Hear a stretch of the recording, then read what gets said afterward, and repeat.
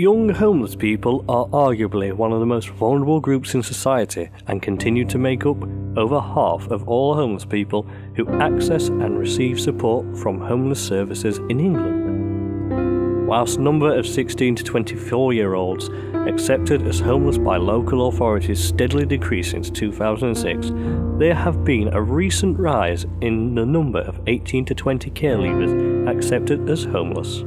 Homelessness can significantly affect young people's lives as they are more likely to become homeless again when they are older and face greater difficulties finding work. Young people have been disproportionately affected by the economic recession, with continuing high levels of youth unemployment and slow economic growth. To see just how bad young people are affected with becoming homeless, we will be speaking with a young man who has been living from place to place for the past year. This is Young Homeless Benefit Seeker.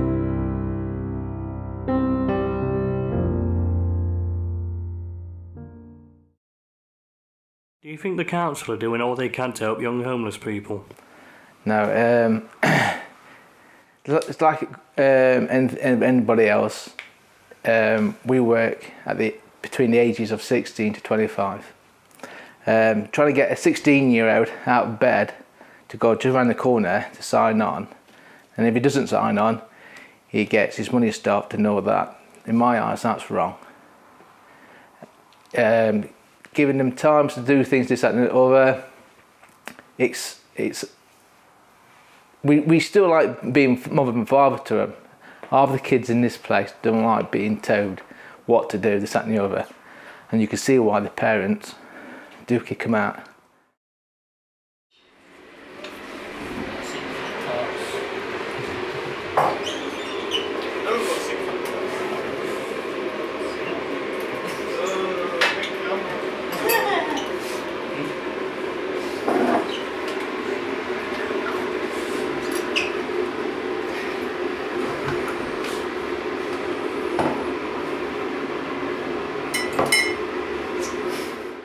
All started a couple of years ago, really. Arguments with my mum and stepdad, and we just thought it'd be best that if I was to move out and see if things got any better, which they have. Family relationships better. No arguments, actually get on with both of them now. Which is surprising, really, after everything's happened. Where have you been living since you got kicked out of your house? Well, kicked out. You left. First I lived at Fritz Court in Oaktree. And what were the conditions like there? Nowhere near as good as up there. Literally nothing worked. There's no hot water.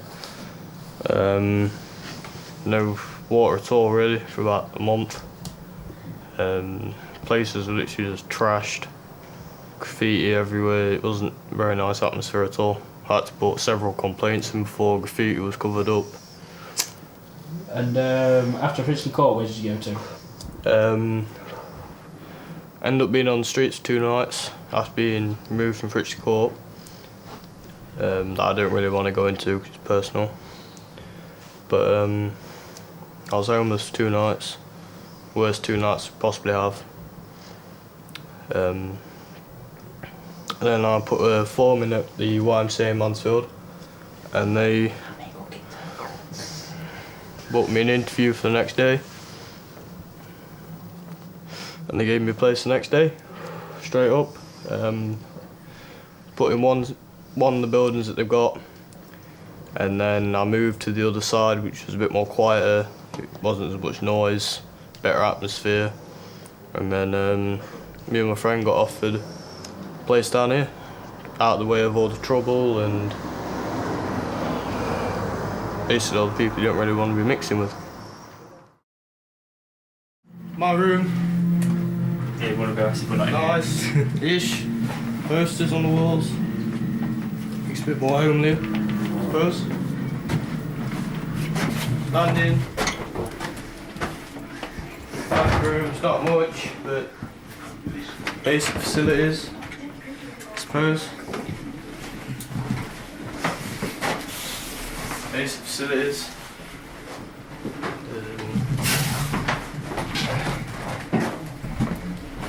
No. Turkey's room. A bit smaller.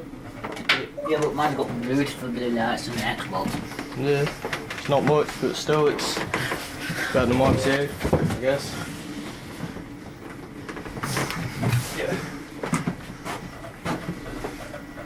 Go downstairs. Come here, James, a second. Now we go downstairs. Oh, downstairs.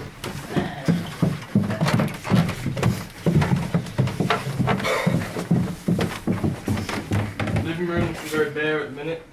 I haven't really had the place long, so not much has been done. What's with the cameras in the corner? Oh, it's basically it's for our protection, really.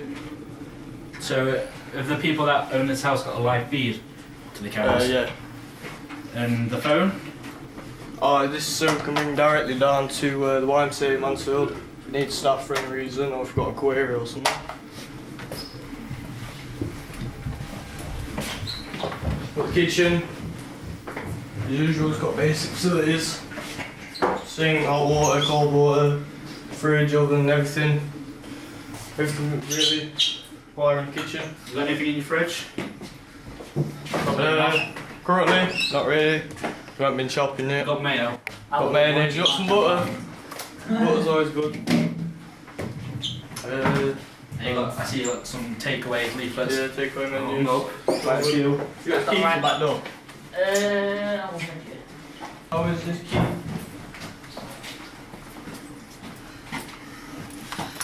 Outside door.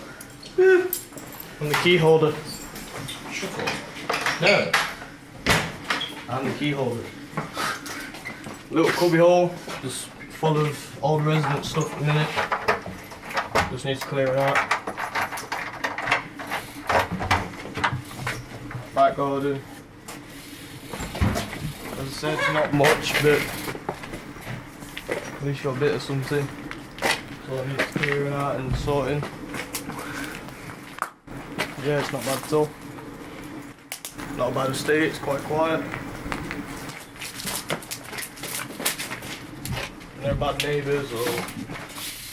what are you doing? Ride the bike. Riding the bike indoors. Is that all you can think about doing? Riding the bike inside the house.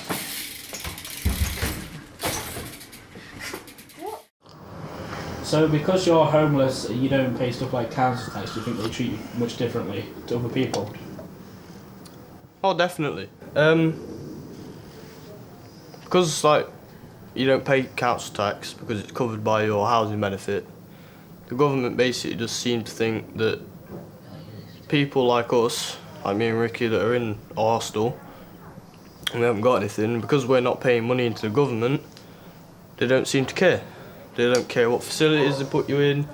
I mean, if I was to have a head of, like, a council building or something, facilities wouldn't work. Hot water wouldn't work, cold water wouldn't work. They're nothing. But you get treated like a second-class citizen, basically. You get paid job seekers, No money, I say. and how often do you get that money? Every 2 weeks. So, and how much is that? £114.70. So, yeah, so you get about £100, do it with whatever you want. No, not really, because it's easier to basically pay your rent up front. What, pay it for like so many months? Yeah, for like, say you give 30 quid, that's a couple of weeks paid for. Yeah, okay. So if you keep on top of your rent, then when you actually leave, like these buildings, If you've got any money left, you get it back. Yeah, you get it all back. So basically, it's something to start off with. So, where are you going from here? Can't really go anywhere at the minute due to being not mentally fit enough and physically enough for my leg and everything. So, What's wrong with your leg? got something called Turner-Weber syndrome, which is basically increased muscle mass and leg mass, and I've got that like bike. Basically, I've got more capillaries as well, so I get this reddening on the skin, which is port wine stains. As you can see, it's a lot wider as well. Basically, if I was to cut this leg, it'd basically bleed out, sort of thing. Not very nice. No, doesn't sound very nice. No, it brings daily challenges, obviously. Not being able to walk as far, not really being able to do much, but you just get through it.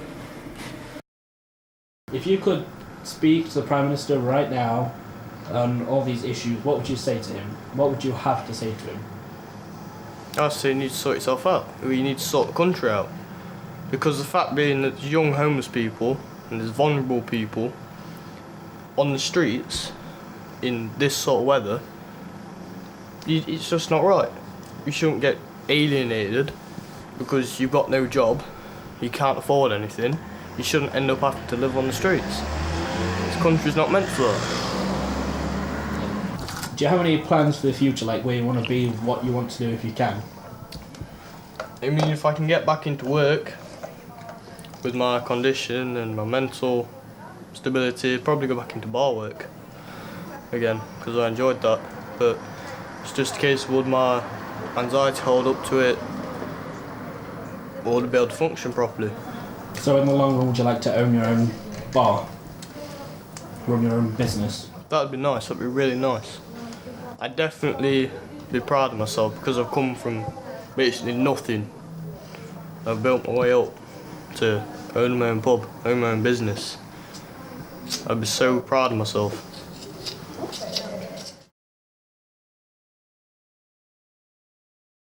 When they have to leave, do you think they're ready to? Some of them are, yes. And that's the best thing about this job. When you do see someone move on and you have helped them, this, that and the other. There's two or three lads what's moved on just after Christmas. They've went out and got themselves a job, this, that and the other. And now, hopefully they won't be coming back here. We do get a lot of people coming back here, but that's the worst thing. I mean, it's a sad thing as well, because you think, yes, they've moved on, that's it, and then about a month's time or 2 months' time, they're at the gate, knock on the gate, have you got room for me? And it's hard. It really, really is hard.